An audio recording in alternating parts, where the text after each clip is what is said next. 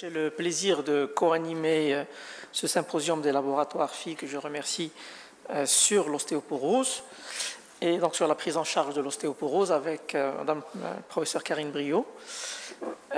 Alors l'ostéoporose, évidemment, on en parle depuis quelques années et donc c'est quelque chose que les rhumatologues marocains maintenant maîtrisent beaucoup, mais c'est une maladie où il y a eu beaucoup de développement.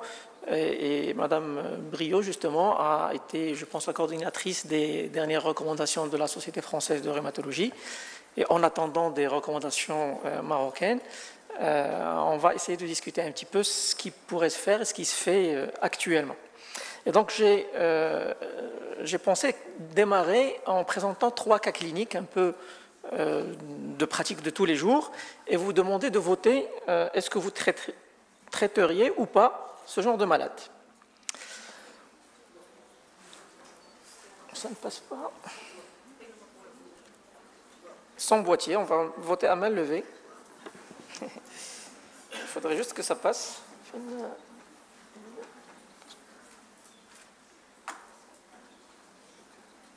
Voilà. Alors, premier cas clinique. Alors, une dame de 75 ans, donc ménopausée depuis longtemps, depuis plus de 25 ans, qui fait une fracture de hanche après une chute à domicile. Et bon, il a été traité par les orthopédistes, pas de problème, et on lui a fait une densitométrie après. Alors, elle est dans la catégorie ostéopénie, avec un test score à -1 au rachis et -1,4 à la hanche, qui prescrirait un traitement anti-ostéoporotique chez cette patiente-là. Donc, fracture de hanche sans ostéoporose densitométrie. Alors, comme ça, au pif, pratiquement une quasi-majorité vont traiter. Très bien.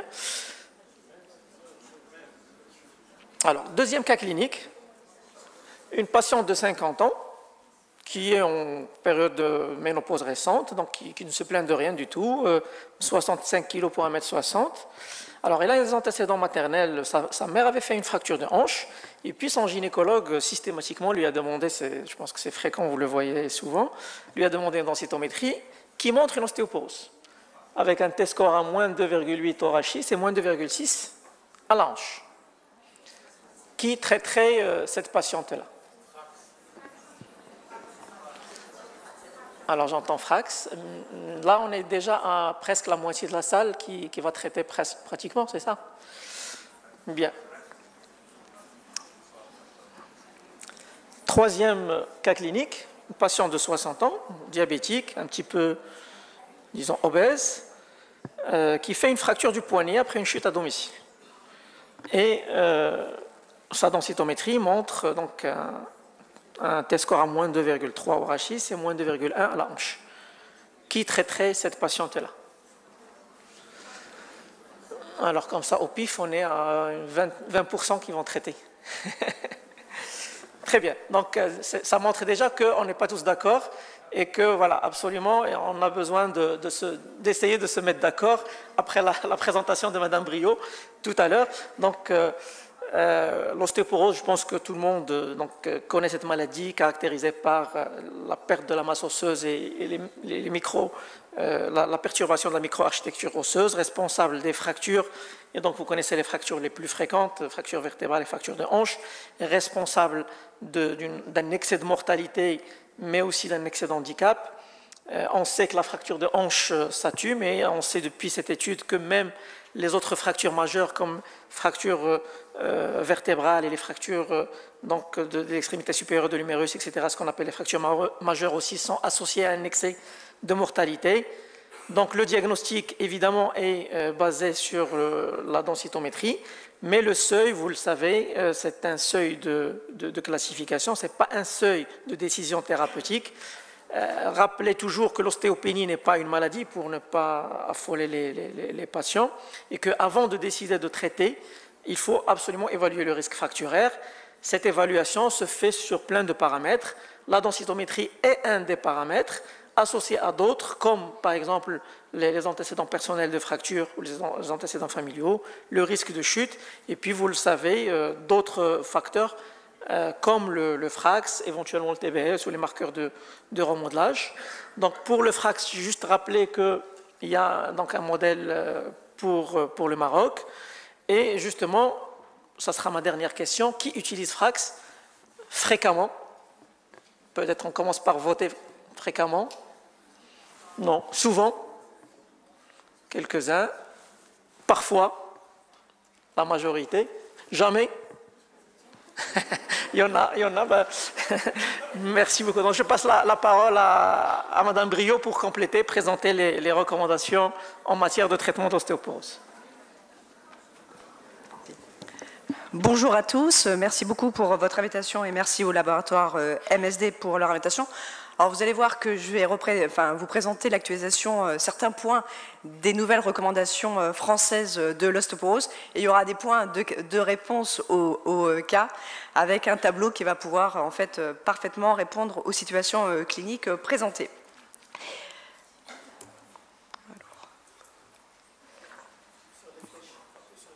Ouais, mais... La flèche là, ok. C'est les flèches sur l'écran. C'est bon.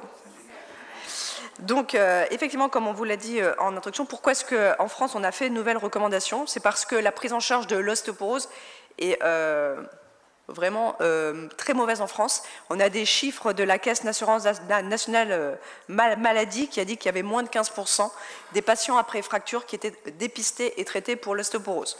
Donc on s'est dit, il y a un problème, probablement que la prise en charge est encore trop compliquée, il y a probablement d'autres explications, mais c'en était une, et d'où cette actualisation. L'idée, c'est que cette actualisation va vers une simplification de la décision thérapeutique qui s'articule en 5 questions. Il faut bien se rappeler pourquoi est-ce qu'on traite les patients, et un peu par là, qui est-ce qu'on traite. Et comme on vous l'a rappelé en introduction, on s'est passé trop vite, il y a ces fameuses fractures associées à un excès de mortalité. On les appelle dans nos recommandations fractures sévères ou fractures majeures. C'est la fracture du fémur, du bassin, des vertèbres et de l'humérus. Que vous ayez moins de 75 ans ou plus de 75 ans, c'est associé à un excès de mortalité.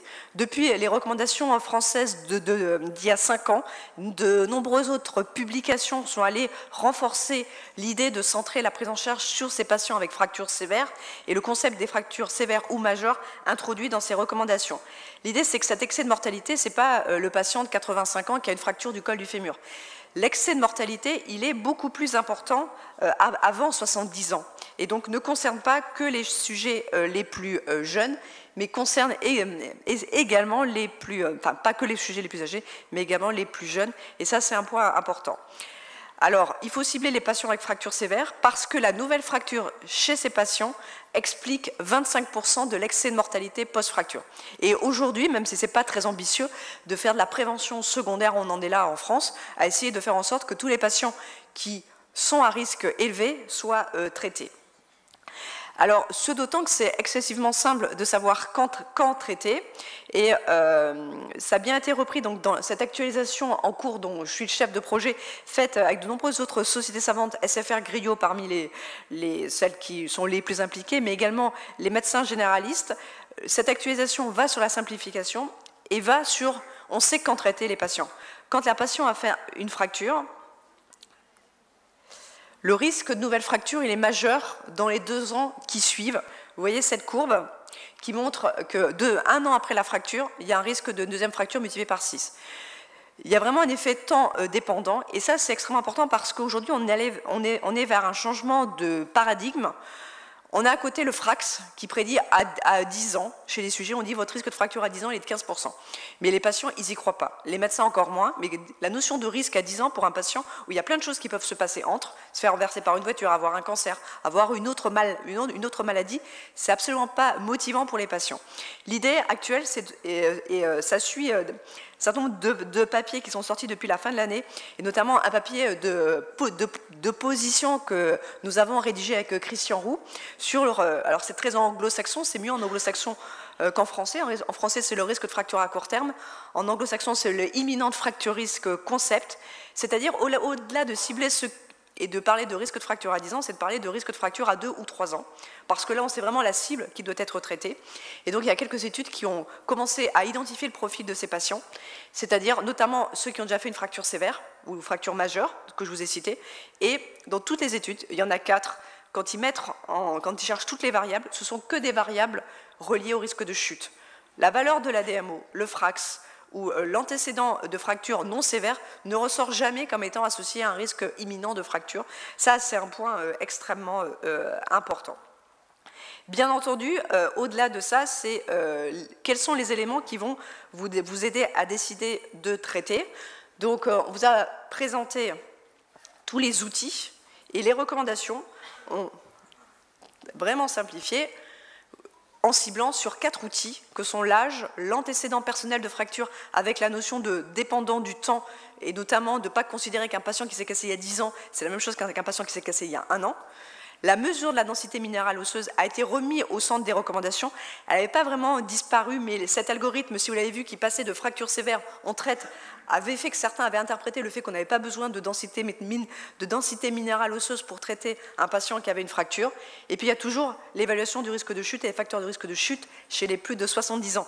Mais vous voyez que le Frax, ou le TBS, ou le Frax-TBS, ou les marqueurs du remodelage osseux n'apparaissent pas dans les 4 éléments déterminants pour décider de traiter.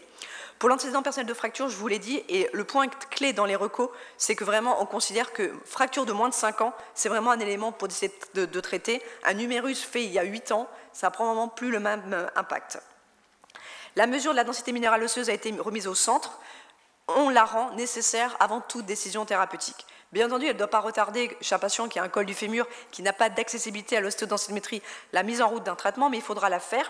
Parce qu'il faut vérifier si vous avez un T-score plutôt à -3, à -2 ou à -1, parce que ce n'est pas la même durée de traitement, parce que ce n'est pas la même façon dont vous allez suivre les patients et évaluer l'efficacité d'un traitement.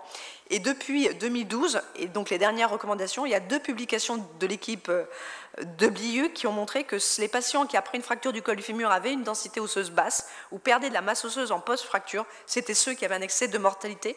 Donc il y a une valeur pronostique à la valeur de la densité osseuse, c'est pour ça qu'elle est recommandée chez tous les patients. Et puis, il y a l'évaluation du risque de chute. Pour revenir sur l'ostéodensitométrie, parce que j'avais une présentation courte, je n'ai pas pu tout vous présenter, on n'a absolument pas mis de seuil, quasiment pas dit que moins de 5 est l'ostéoporose, ce n'est pas un seuil d'intervention thérapeutique. On a supprimé du texte de recommandation la définition densitométrique de l'ostéoporose.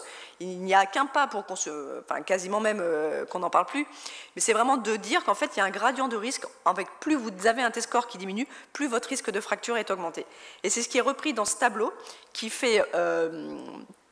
remplace l'algorithme des précédentes recos. En fait, c'est un tableau où les couleurs passent pas véritablement comme la base, mais c'est pas grave.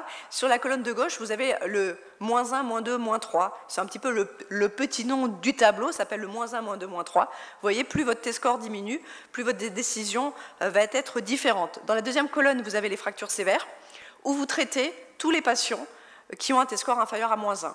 Quand le T-score est supérieur à -1, c'est un peu plus compliqué, il n'y a pas de fragilité osseuse. On a le concept d'ostéopathie fragilisante à densité osseuse normale décrit chez les diabétiques et chez les obèses. Et donc la décision thérapeutique revient de l'avis du spécialiste. Qu'est-ce qu'on appelle un spécialiste? Ce n'est pas qu'un rhumatologue, ça peut être un rhumatologue, mais c'est aussi tous les médecins qui connaissent bien la pathologie osseuse. Ça peut être des généralistes, des endocrinologues, des gynécologues. Donc ça, c'est pour la colonne fracture sévère. Vous voyez que dans les autres cas, il y a une indication thérapeutique. En cas de fracture non sévère, on traite tant que le T-score est inférieur à -2, ce qui était le troisième cas présenté auparavant. Entre -1 et -2, c'est l'avis du spécialiste. Et puis, en l'absence de fracture ou de facteur de risque, on ne traite que lorsque le T-score est inférieur à -3. Entre nous, il y a des colonnes où il n'y a pas de traitement et c'est très clair. À partir du moment où on a l'avis du spécialiste qui est demandé, c'est qu'en général, il n'y a pas d'indication à traiter. C'est vraiment pour aider à réfléchir. Alors, comment est-ce que le spécialiste va réfléchir? Là, il peut utiliser le Frax, mais ces recommandations ont vraiment été vers un recul de la place du Frax. Moi, j'ai répondu que je ne faisais jamais le Frax. Je crois que je ne l'ai jamais ouvert sur mon ordinateur. Et pourtant, je l'ai écrit. Donc, il est quasiment utile quand il y a une fracture non sévère et un T-score entre -2 et -1. Bon. Et en l'absence de fracture, quand votre T-score est entre -2 et -3. On utilise pour la France des courbes dépendant de l'âge, comme les anglo-saxons, et c'est John Canis qui nous avait calculé les valeurs pour la France.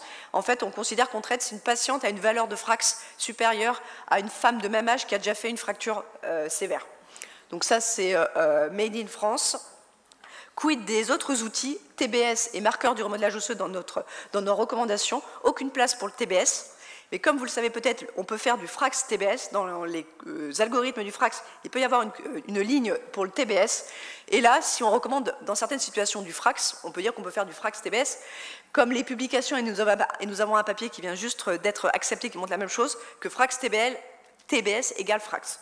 Donc le FRAX TBS n'apporte pas au FRAX, mais si vous voulez faire du FRAX TBS, vous en tiendrez compte, comme le FRAX avait quand même une place très faible pour le FRAX, en général dans les recos. Et la place des marqueurs du remodelage osseux, aucune pour la prédiction et la décision de traiter. Donc ça, c'est les outils du spécialiste. Alors, comment traiter ? Alors, effectivement, dans nos recommandations, on s'est dit qu'il fallait aller vers une simplification et un peu se lancer. Un des problèmes français, c'est que beaucoup de médecins ont considéré que calcium, vitamine D, c'était déjà un traitement anti-ostéoporotique. Or, en situation de patients chez qui on veut traiter, donner un traitement anti-ostéoporotique, calcium et vitamine D ne sont absolument pas suffisants. Et donc, c'est pour ça que nos recommandations commencent par les médicaments de l'ostéoporose et calcium, vitamine D ne sont qu'en deuxième position en prérequis pour qu'un traitement marche mieux.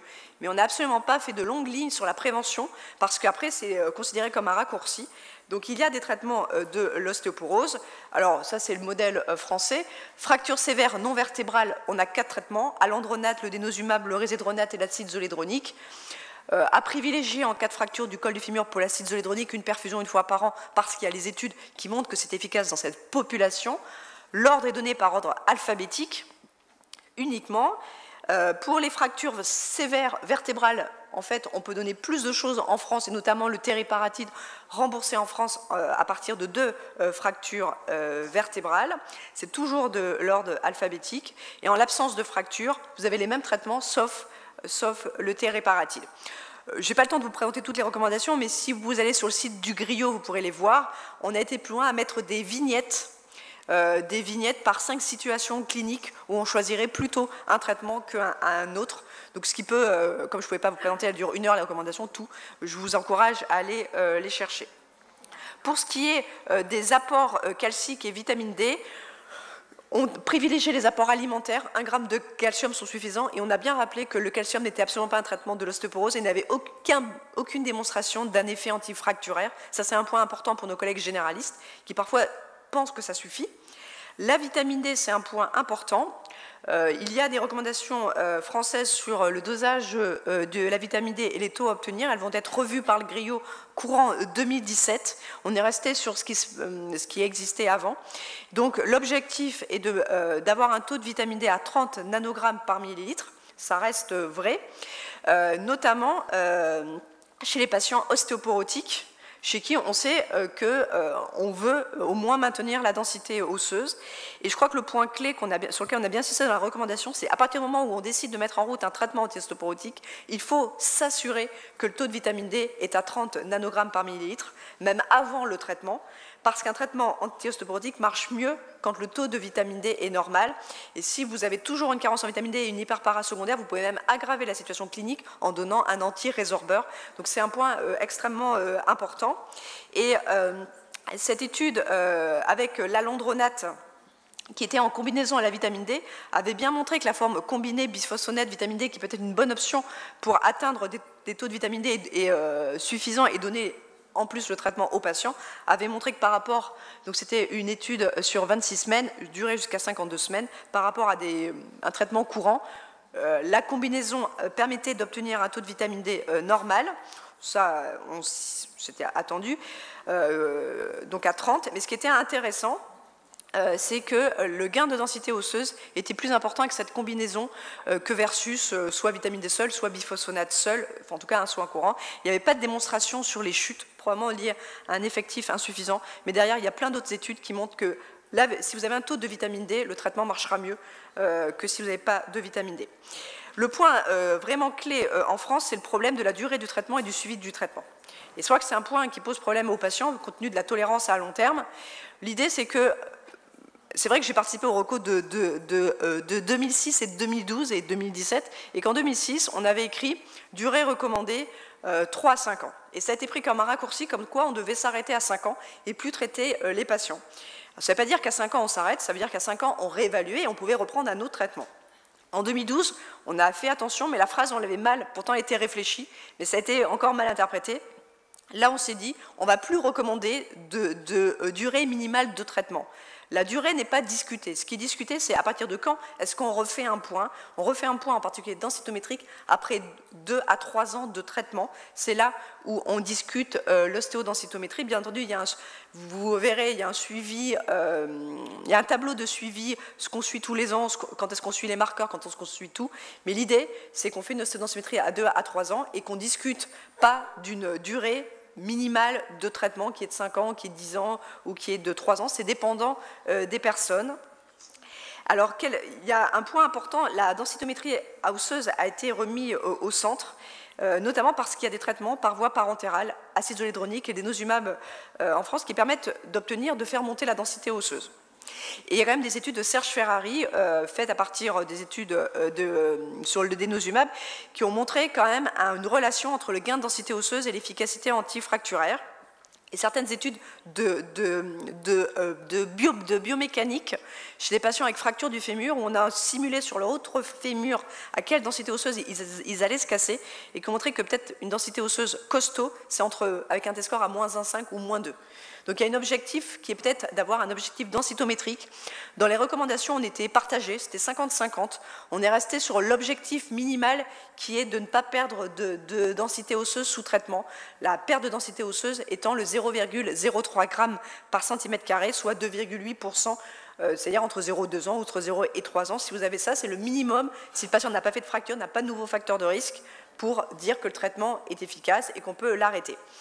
Chez certains patients, en particulier les patients qui ont des fractures sévères et qui partent avec un T-score très bas à la hanche, il peut se discuter de pousser jusqu'à moins de 5, voire moins 2 le traitement. Donc tout ça, c'est des données actuellement qui sont en train d'être intégrées, mais tout le monde n'est pas d'accord sur la cible densitométrique placée à moins 2, qui pourrait encourager l'utilisation de certains traitements par rapport à d'autres.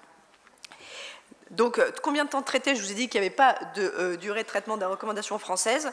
En gros, ce que l'on écrit quand même, c'est le minimum, c'est la durée contre placebo. On a quasiment des durées d'études à long terme à 10 ans pour tous les traitements anti-ostéoporotiques, bon, à part le tériparatide qui a 2 ans. De toute manière, il n'y a probablement aucun intérêt à donner à un ostéoformateur au-delà de 12 à 18 mois en général.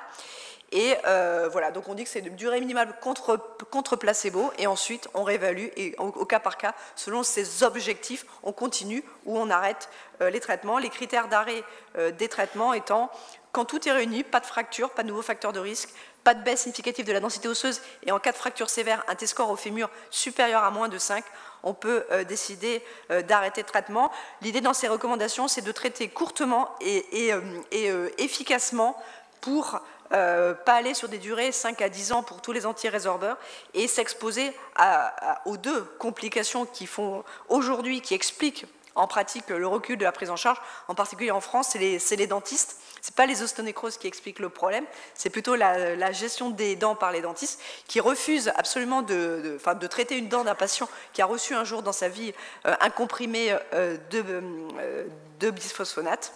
Alors, où en est-on des chiffres ostéonécrose et anti-résorbeurs?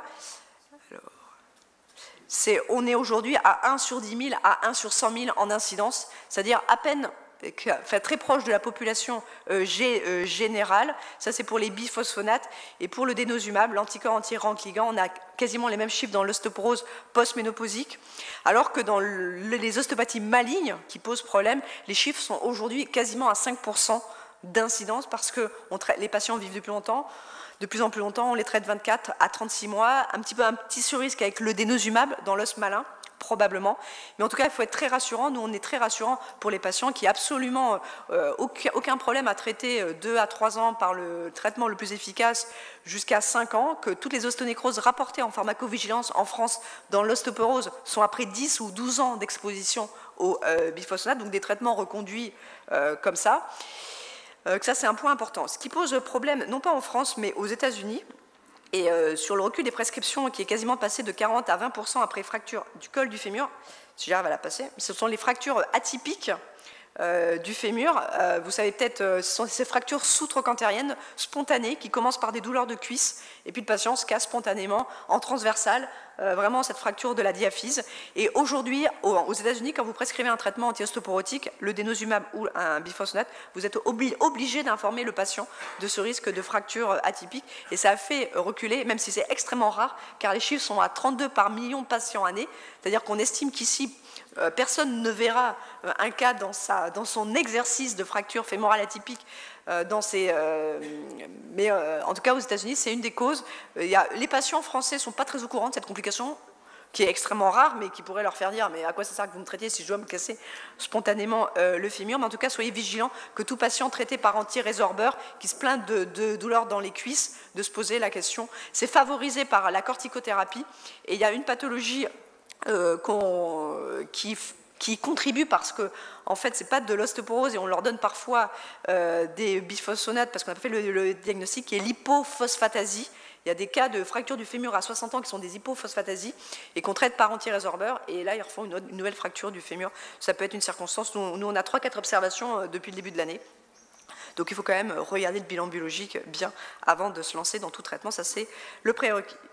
Voilà, j'en ai terminé. Donc, le but de ces recommandations françaises, c'était déjà le cas en 2012. On espère qu'en 2007, on a encore plus simplifié la prise en charge. Le but, on est vraiment très très modeste, c'est de prévenir la récidive fracturaire. On n'en est pas à parler de prévention primaire d'une fracture, c'est vraiment de prévenir la récidive fracturaire. Je crois que la grande nouveauté, c'est de tenir compte de l'effet temps de la fracture et de se dire qu'il faut mettre tous les moyens thérapeutiques non pharmacologiques de chute chez les patients qui ont une fracture récente sévère pour éviter le risque de fracture à court terme. Et donc parfois on fait les séquences les plus efficaces, les combinaisons, on fait plein de choses.